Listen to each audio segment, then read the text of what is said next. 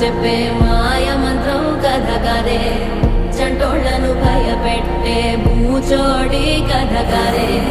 తాత ముత్తాతమ్మల భూతాల కథ కదే